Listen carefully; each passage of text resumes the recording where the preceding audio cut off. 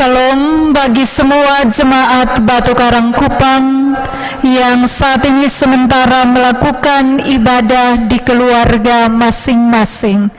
Semoga sukacita, damai sejahtera, dan penyertaan Tuhan selalu menyertai kita semua.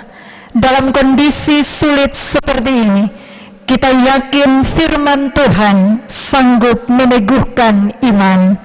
Mari kita semua menyiapkan hati kita untuk masuk dalam pemberitaan firman Tuhan dan pembacaan di hari Minggu pertama di bulan Mei saat ini terambil dari Injil Lukas pasal 24 ayat 13 hingga ayat yang ke-35.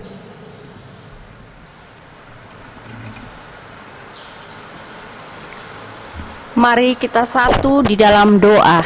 Kita berdoa. Bapa Sorgawi, Bapa di dalam Tuhan Yesus Kristus, terima kasih Bapa buat penyertaan-Mu bagi kami. Tiba saatnya Bapa, kami akan membaca dan mendengarkan akan kebenaran firman Tuhan.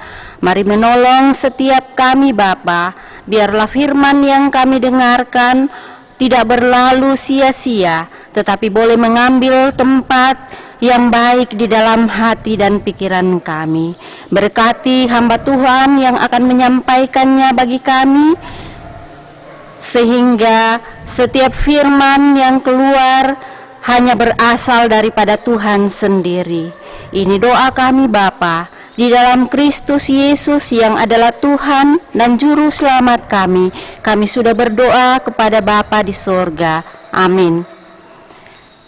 Firman Tuhan pagi hari ini terambil dari Injil Lukas 24 ayatnya yang ke-13 sampai dengan ayat yang ke-35. Di bawah perikop, Yesus menampakkan diri di jalan ke Emmaus. Pada hari itu juga dua orang dari murid-murid Yesus pergi ke sebuah kampung bernama Emmaus yang terletak kira-kira 7 mil jauhnya dari Yerusalem, dan mereka bercakap-cakap tentang segala sesuatu yang telah terjadi. Ketika mereka sedang bercakap-cakap dan bertukar pikiran, datanglah Yesus sendiri mendekati mereka, lalu berjalan bersama-sama dengan mereka. Tetapi ada sesuatu yang menghalangi mata mereka, sehingga mereka tidak dapat mengenal Dia. Yesus berkata kepada mereka, "Apakah yang kamu percakapkan sementara kamu berjalan?" Maka berhentilah mereka dengan muka muram. Seorang dari mereka, namanya Kleopas, menjawabnya, "Adakah engkau satu-satunya orang asing di Yerusalem yang tidak tahu apa yang terjadi di situ pada hari-hari belakangan ini?" Katanya kepada mereka, "Apakah itu?" Jawab mereka, "Apa yang terjadi dengan Yesus orang Nazaret? Dia adalah seorang nabi yang berkuasa dalam pekerjaan dan perkataan di hadapan Allah dan di depan seluruh bangsa kami. Tetapi imam-imam kepala dan pemimpin-pemimpin kami telah menyerahkan Dia untuk dihukum mati, dan mereka telah menyalibkannya. Padahal kami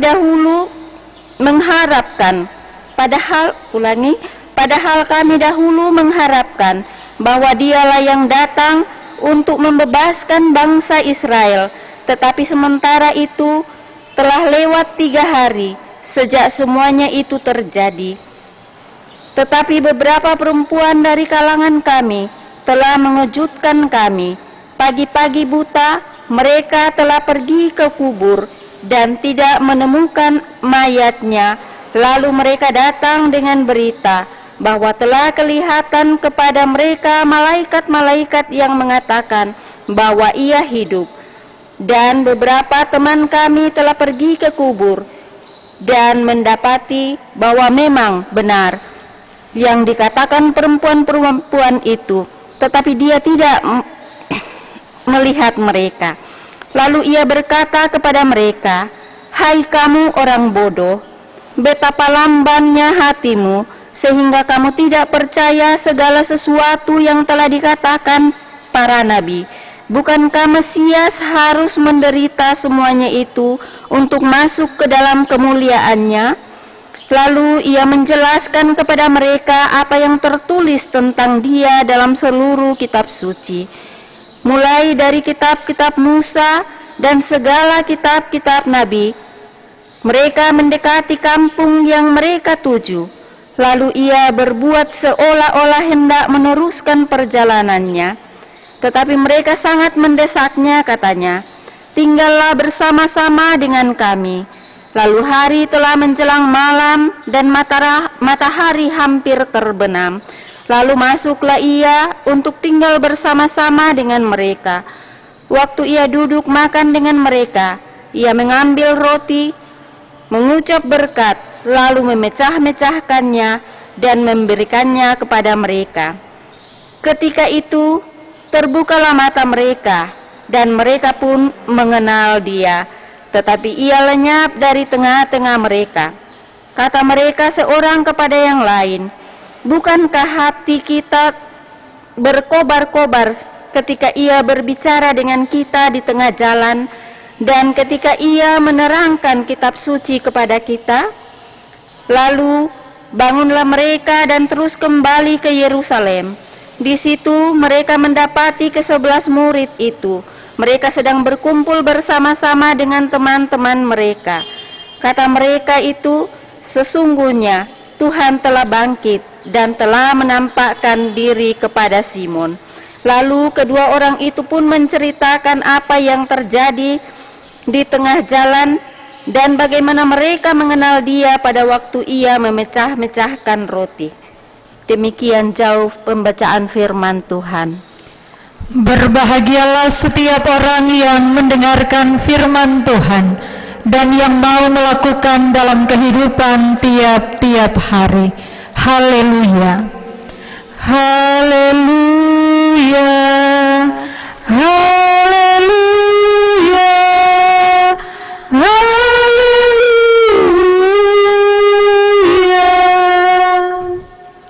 Shalom.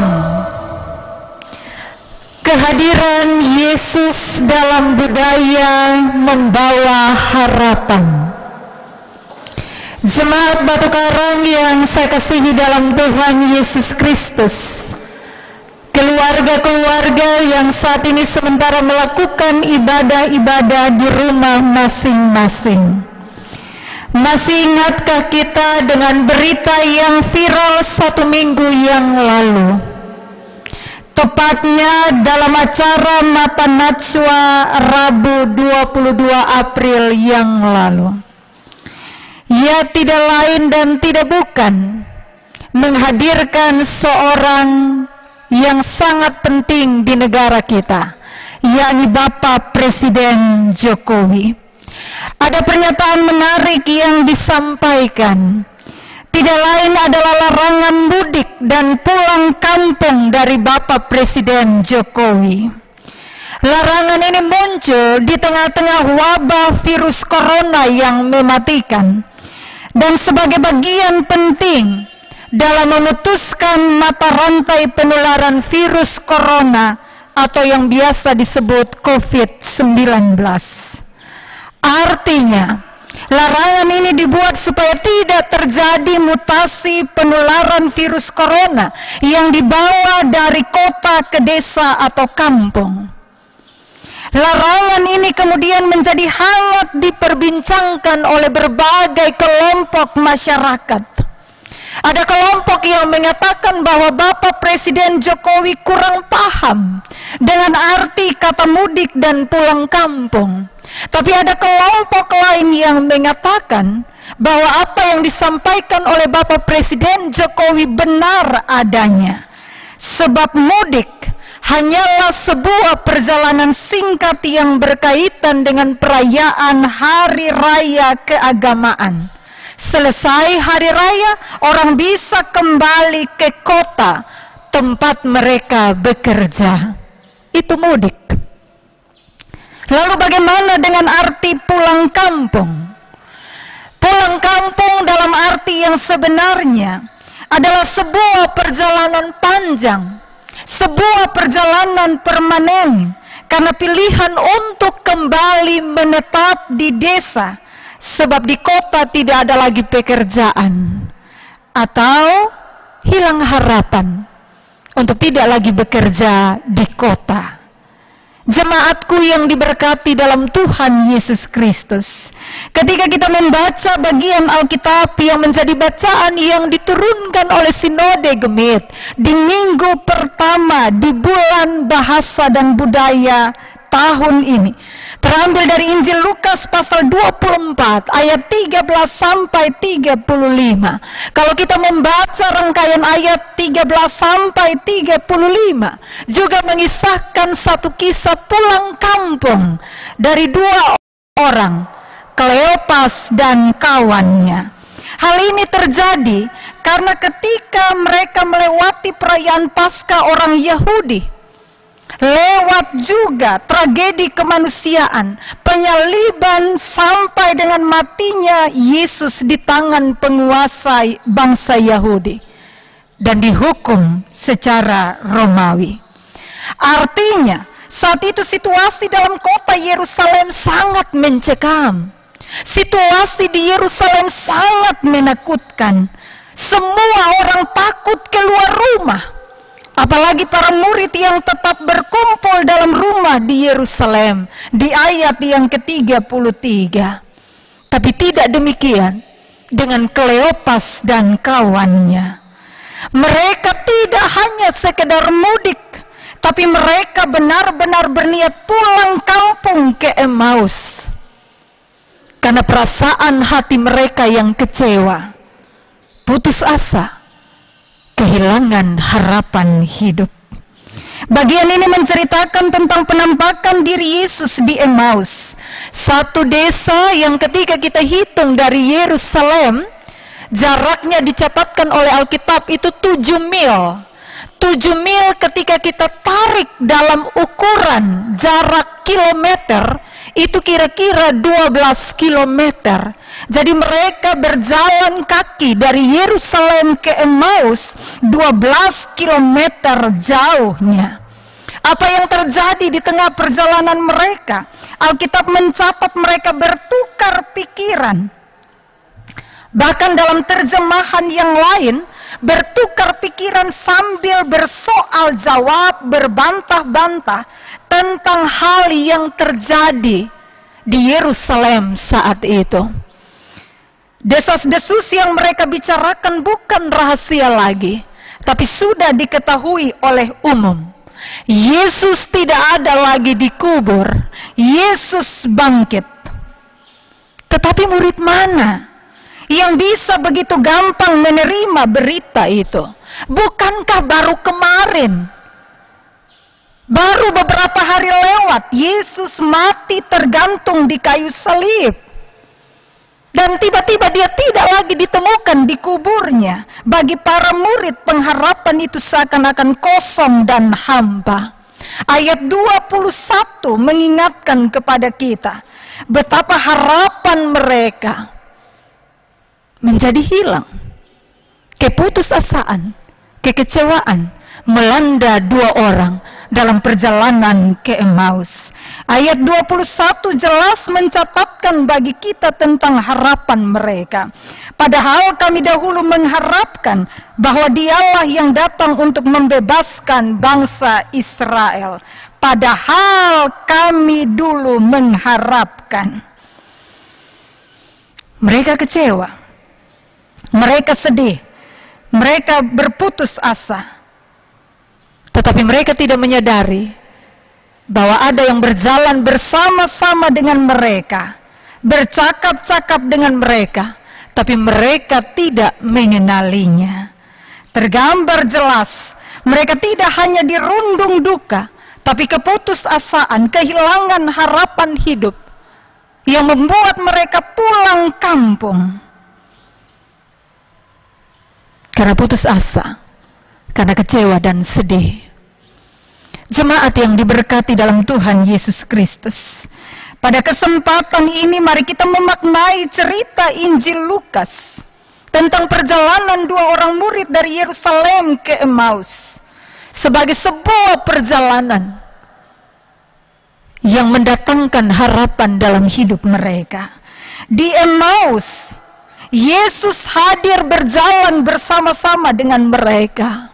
Yesus mendengar curahan isi hati mereka. Yesus memperbaharui konsep pikiran dan pengharapan mereka. Yesus hadir meneguhkan dan memberikan harapan bagi mereka. Di hari ini, Minggu 3 Mei 2020, kita juga masuk dalam bulan budaya dan bahasa di lingkup Sinode Gemit yang kemudian diturunkan dalam bacaan yang kita renungkan saat ini. Saya mengajak kita berefleksi berkenaan dengan penampakan di jalan ke Emmaus. Apa arti firman ini bagi kita? Jemaat yang diberkati Tuhan, Tuhan mengingatkan kita hal yang pertama dalam hidup beriman kita. Kisah Emmaus mengubah keputusasaan menjadi harapan. Sekali lagi, kisah Emmaus menunjukkan kepada kita keputusasaan dapat diubahkan menjadi harapan. Murid-murid Yesus begitu terbuai dengan pengharapan mereka, sehingga tak kalah harapan mereka tidak terwujud, mereka menjadi begitu kecewa, seakan apa yang mereka lakukan begitu sia-sia. Demikian juga yang dialami oleh Kleopas dan kawannya. Mereka sangat kecewa sehingga mereka putuskan pulang kampung ke Emmaus. Yesus berada di hadapan mereka, berjalan bersama-sama dengan mereka, tapi Yesus tidak dikenal oleh mereka. Kenapa? Mereka tidak mengenal Yesus dalam perjalanan ke Emmaus. Ayat 16 menyampaikan kepada kita ada sesuatu yang menghalangi para murid. Ada sesuatu yang menghalangi Kleopas dan kawannya. Atau dalam terjemahan bahasa aslinya, mata mereka tertahan dari mengenal Dia. Artinya, mata mereka terhalang untuk mengenal Dia. Pada saat orang asing ini melakukan tindakan yang membuat mereka tersentak dan mengenalinya, ketika ia mengambil roti, mengucap syukur atasnya, barulah mata mereka terbuka. Untuk mengenal Kristus yang sudah bangkit, mata rohani kita harus dicelikan. Mata rohani yang buta tidak mengenal Yesus, tertahan untuk mengenal Yesus, akan membuat orang gampang putus asa, akan membuat orang gampang kecewa, akan membuat orang gampang hilang sukacita. Tetapi ketika mata orang dicelikan untuk mengenal Yesus, hidupnya bukan lagi kekecewaan yang menguasai, tapi harapan, kebaikan, sukacita ada di dalam hati orang tersebut. Bagaimana dengan kita? Dalam perjalanan hidup dan iman kita, kadang kekhawatiran, keputusasaan menutup mata iman kita untuk tidak mengenal Yesus. Geser kekhawatiran kita, geser ketakutan kita, geser keputusasaan kita. Kalau kita kenal Yesus, putus asa akan berubah menjadi harapan. Kenal Dia lebih lagi,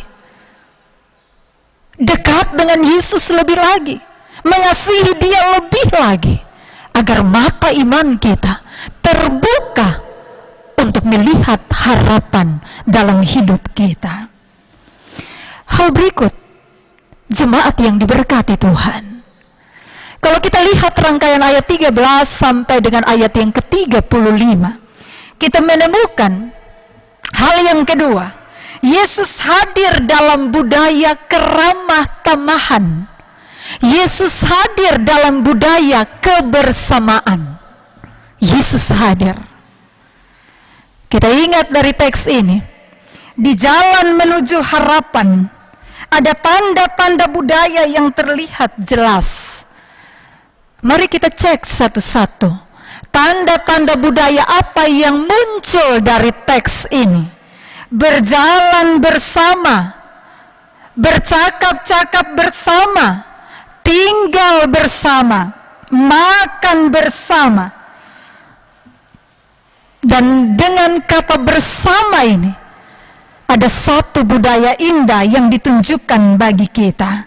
Dapat dikatakan bahwa budaya keramah tamahan dalam kebersamaan melintasi keputusasaan menuju harapan.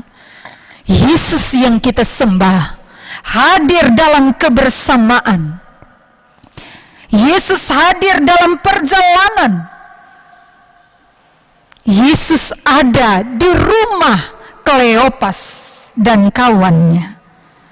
Dan tanda yang paling khas yang membuat mereka mengenali Yesus adalah waktu ia duduk makan bersama dengan mereka, mengambil roti, mengucap syukur, memecahkannya dan memberikannya kepada mereka. Seperti yang tertulis di ayat 30. Jemaat yang diberkati Tuhan, kebersamaan itu hal yang manis. Kebersamaan itu hal yang indah dirasakan di hati. Berbeda dengan suasana ketidakbersamaan. Suasana bersama itu bawa hati sukacita. Tapi suasana ketidakbersamaan itu mendatangkan ketidaksukacitaan. Saya pernah mengatakan seperti ini. Bersama itu bisa ditunjukkan lewat raut wajah kita. Kalau wajah kita ketika bersama-sama dengan orang lain, keluarga, asam ke cuka, muka asam, son senyum, son angkat sedikit juga. Bagaimana mungkin kebersamaan bisa hadir? Tetapi ketika wajah kita senyum, manis seperti kecap manis ABC, kita ada dalam kebersamaan, itu hal yang indah, yang mendatangkan sukacita di hati. Yang muka-muka culas dong bertobat, bertobat. Apalagi kalau ada tamu yang datang di rumah kita, mau kasih muka asam kok, kasih muka senyum. Keramah tamahan dan kebersamaan itu budaya yang harus tetap kita jaga sampai hari ini. Mengalami pandemi COVID-19, kita diharuskan untuk melakukan berbagai hal bersama di rumah. Belajar mendampingi anak-anak di rumah bersama-sama, bekerja dari rumah bersama-sama, beribadah dari rumah bersama-sama. Sadar atau tidak, budaya makan bersama hari ini mulai luntur, terkikis, bahkan hilang dari kebiasaan kita. Tapi dengan adanya virus corona, stay at home, tinggal dalam rumah, bisa menghadirkan waktu yang banyak dengan keluarga, menghidupkan budaya kebersamaan dalam keluarga. Jemaat yang diberkati Tuhan, adakah di masa pandemi COVID-19 kita merawat dan menjaga kebersamaan dalam keluarga kita? Kita merawat dan menjaga kasih di antara anggota keluarga satu dengan yang lainnya. Sama, sebagai satu keluarga dalam situasi sulit, kita juga saling menolong, berbagi lewat diakonia di tengah jemaat gemit. Khususnya di jemaat Batu Karang, kita ada solidaritas terhadap jemaat lewat diakonia yang disampaikan oleh pihak gereja bagi jemaat-jemaat yang terdampak virus corona. Jemaatku, bangun kebersamaan dengan keluargamu. Bangun kebersamaan dengan orang-orang yang engkau temui. Bangkitkan budaya keramah tamahan dan kebersamaan, karena itu bawa sukacita dalam hati. Hal terakhir yang mau disampaikan lewat bagian firman Tuhan saat ini tertulis di ayat 28 dan 29. Ini penting jemaatku. Undang Yesus tinggal dalam rumah kita, pasti ada mujizat. Undang Yesus hadir di rumah kita, pasti di rumah kita akan mengalami mujizat. Ayat 28 dan 29, ini titik balik dari peristiwa penampakan Yesus bagi Kleopas dan kawannya. Sesungguhnya Yesus tahu pergumulan kedua murid ini, tetapi Yesus bertindak seolah-olah ia ingin melanjutkan perjalanan. Supaya apa? Supaya Yesus ingin mengetahui seberapa penting kehadirannya di mata kedua muridnya. Bagi kedua murid itu, mereka harus memilih. Tinggal tetap pelihara dan pertahankan kesedihan, kekecewaan hidup tidak menolong. Mereka tidak bisa keluar dari kondisi itu sendirian. Mereka butuh Tuhan menolong mereka. Dan karena itu mereka mendesak, memohon untuk Yesus mampir dan tinggal bersama mereka. Di saat hari mulai gelap, mereka undang Yesus tinggal bersama mereka. Apa yang terjadi ketika mereka undang Yesus tinggal? Mujizat terjadi. Kuasa Yesus dinyatakan di tempat itu. Wow, luar biasa. Ketika mereka undang Yesus tinggal, mujizat dinyatakan. Mata mereka dicelikan dan mereka mengenali Yesus. Mereka tidak sia-siakan waktu itu lagi. Mereka langsung kembali ke Yerusalem, kabarkan kabar sukacita. Mereka tidak peduli jarak yang ditempuh. Yerusalem Emmaus 12 kilo, Emmaus kembali ke Yerusalem 12 kilo. Total mereka berjalan di hari itu 24 kilo. Putus asa waktu perjalanan pergi, tapi ketika mereka kembali ke Yerusalem, mereka sudah diubahkan menjadi pribadi yang punya pengharapan. Kuncinya, biarkan Yesus hadir dalam rumah kita masing-masing.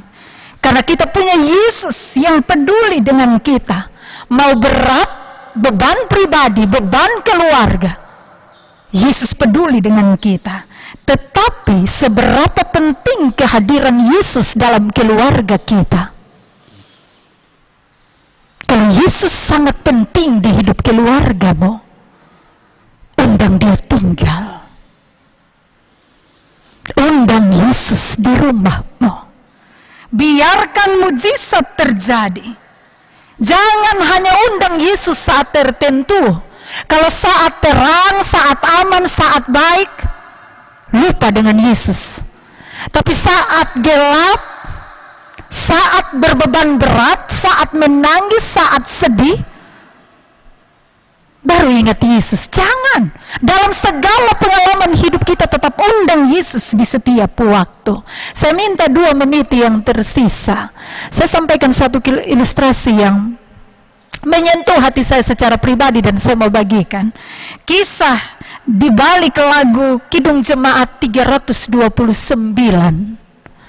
Kisah di balik lagu Kidung Jemaat 329. Tinggal sertaku. Kalau kita baca di bagian bawah dari pujian Kidung Jemaat 329, penulisnya adalah Henry Francis Lyte.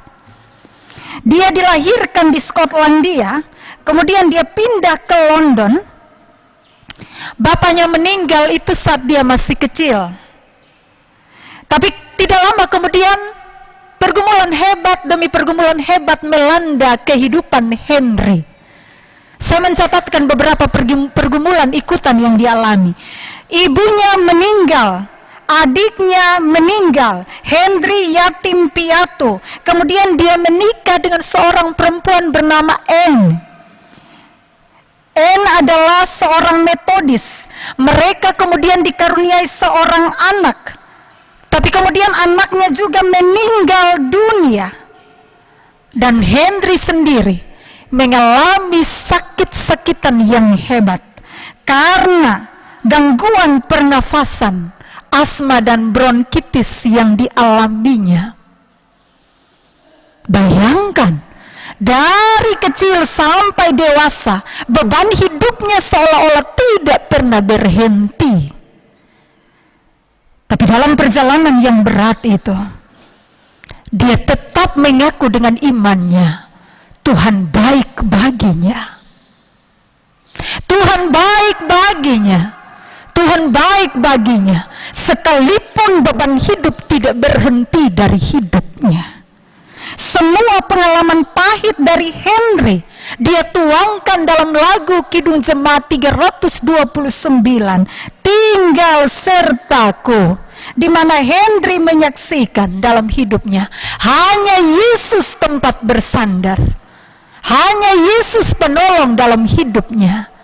Dia rindu kehidupannya tetap kuat ketika Yesus tinggal dalam hidupnya. Bagaimana dengan kita? Di bulan budaya dan bahasa, di tengah virus corona yang melanda, jemaat yang diberkati Tuhan, belajar dari penampakan di Emmaus, belajar dari kesaksian hidup seorang Henry Francis Light, membuktikan bahwa Yesus hidup. Dia hadir dan menyertai kita, bahkan di saat jalan hidup kita berada di dalam lorong yang sangat gelap. Yesus ada. Tuhan Yesus mengerti kondisi hidup kita saat di PHK, saat dirumahkan, saat tidak lagi mendapatkan penghasilan, saat penghasilan kurang, saat kebutuhan hidup untuk bertahan makin tinggi. Jangan putus asa, jangan kecewa. Masih ada Yesus yang bangkit menjadi sahabat perjalanan hidup kita. Meski ada badai, Yesus ada, siap berjalan, siap tinggal bersama-sama dengan kita. Refleksi bagi kita, jemaatku, maukah engkau mengundang Yesus tinggal dalam hatimu, tinggal dalam keluargamu, sekalipun gelapnya hidup sementara dialami? Stop takut, stop berputus asa, stop larut dalam kesedihan, karena Dia, Yesus yang bangkit, sanggup menolongmu, sanggup menolongku, sanggup menolong kita semua. Selamat menikmati indahnya berjalan bersama Yesus yang bangkit, karena Dia sanggup pulihkan hidup